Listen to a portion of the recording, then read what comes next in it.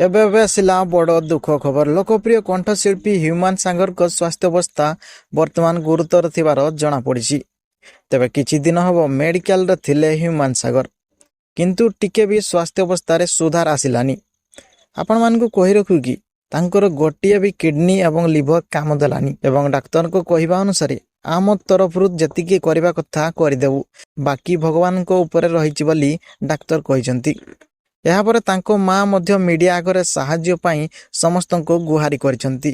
ଏପରିକି ମୁଖ୍ୟମନ୍ତ୍ରୀଙ୍କୁ ମଧ୍ୟ ଗୁହାରି କରିଛନ୍ତି କିଛି ସାହାଯ୍ୟ ପାଇଁ। ତେବେ ଏଭଳି ଅବସ୍ଥା ହ୍ୟୁମାନ ସାଗରଙ୍କୁ ଅଧିକ ମାତ୍ରାରେ ମଦ ପିଉଥିବାର ଯୋଗୁଁ ହୋଇଥିବାର ସୂଚନା ମିଳିଛି।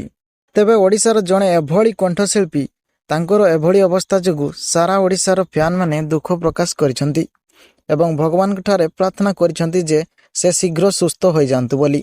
ଡାକ୍ତରଙ୍କ କହିବା ଅନୁସାରେ ତାଙ୍କର 1% ବି ସୁଧାର ଆସିନାହିଁ। ଏହା ସହିତ ଅଧିକ ଖବର ପାଇଁ ସବସ୍କ୍ରାଇବ୍ କରନ୍ତୁ ଓଡ଼ିଆ ନ୍ୟୁଜ୍ ବିକୁ।